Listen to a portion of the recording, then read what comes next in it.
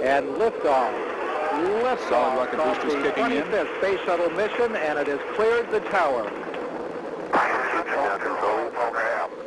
Challenger going into its roll. That's planned.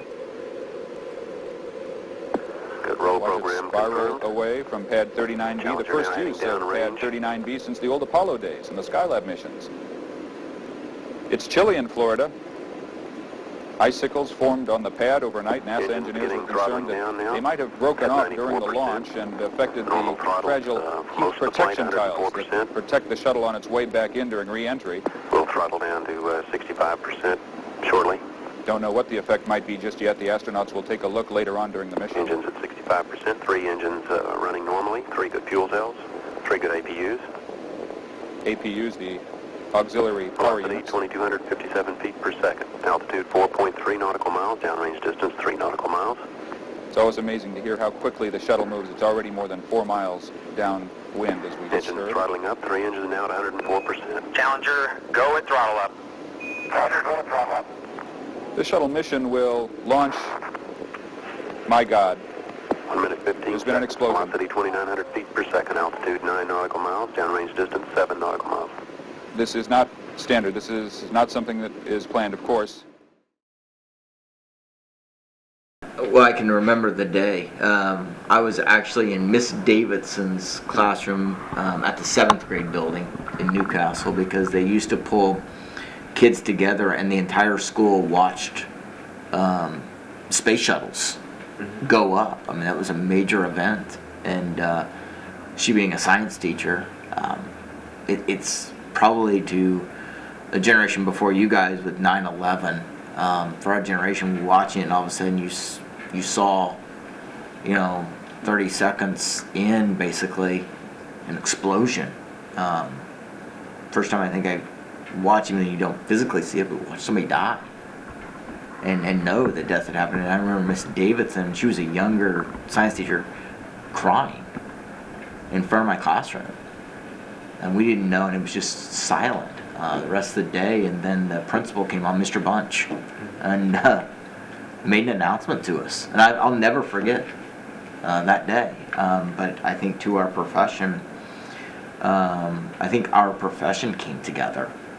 And things that I've read about it now, that when something like that happens to a teacher, we do unite.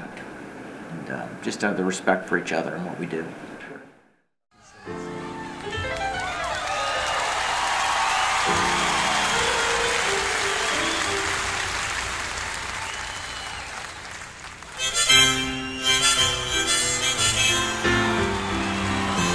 My first concert was at Market Square Arena.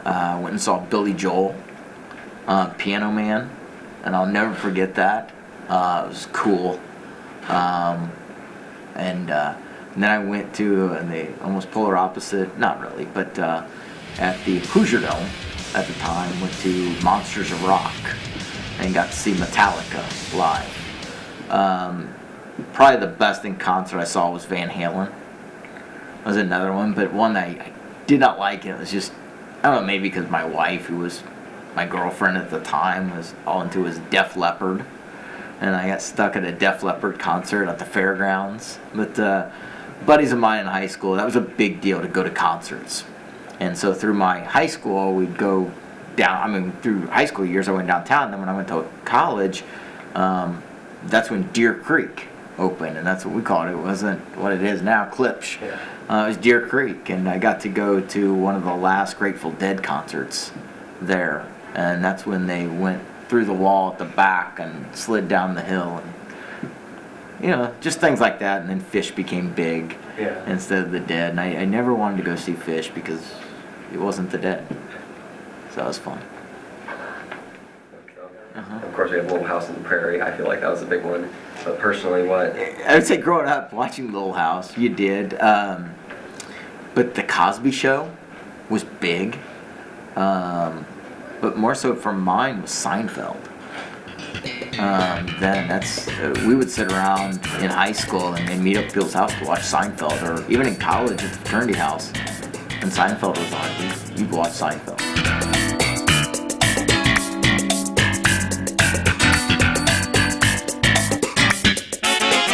think it's different because when I was growing up, like I just said, we got together.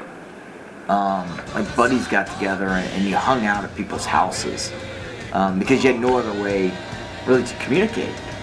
Nowadays, I think you guys are connected in a totally different way through cell phones or things. I mean, if I didn't talk on the landline, we didn't talk, and you didn't call your buddies. You hung out with them. And so that's a difference. So I guess I remember those experiences of, yes, watching the TV show, but more so those days and evenings, 8 o'clock, hey, everybody watching Seinfeld, you guys go in the basement of the fraternity house, or you go into somebody's room, or, you take a break from your studying to be able to watch. And that was something I felt like our culture, we had. And maybe you guys do, but I don't see it as much. I remember our first Odyssey system. My dad went out and bought us an Odyssey, and we played baseball and we played football on it. But you only got a certain amount of time because we had our TV downstairs and our TV upstairs. And it was just mom and dad when they wanted the TV downstairs, and that's where the Odyssey was hooked up. We had to stop playing, and then we had an Atari. So playing all the different Ataris, but the biggest one I remember was getting to go over to my neighbor's house. He lived right behind us. He got a Commodore 64, and going over and starting to what we consider today writing code and different things to get a rocket to go up because you wrote certain code with it, and we'd spend hours doing that. Now that was more of when I was in late elementary school into middle school, so that's mid 80s, early to mid 80s, and so that's something I truly remember thinking, oh my goodness, this is amazing. And then we got a Nintendo, and so the Nintendo was a huge thing, so we'd get rid of the Odyssey and then play a Nintendo, because the Atari became huge. I mean, everybody had an Atari system because you want to play Asteroids and everything else on it. Overall, did these events affect you or your work environment as a teacher? Oh, I think all of them shaped us. Yeah. In a lot of different ways, because I think a lot of times an event will happen, or there's an anniversary of the event. And too often than not, we feel like that current curriculum is so important that we got to continue to go with that current curriculum.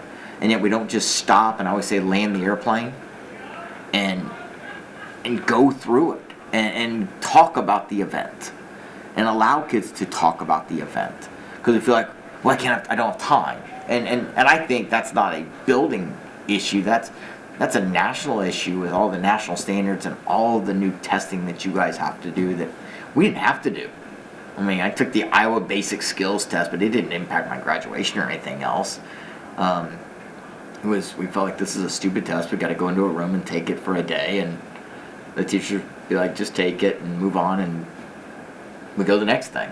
But every once in a while we just got to stop and allow you guys to debrief about big events, and it does impact what you remember and why you remember it. And sometimes we take ourselves too serious in our profession, that I'm not going to relay all the different things that I remember from teaching and the teaching and learning process that I went through. But I think you guys, and you'll remember the experiences you had in high school. And so, I mean, that's what I take away. And when I was a history teacher, that was something I felt was very important, to allow kids time to just talk about different events of what might have happened had something else, like the question you asked about if the person hadn't lost her life in the Challenger, how would it have impacted us? And we can start to somewhat speculate, but good speculation.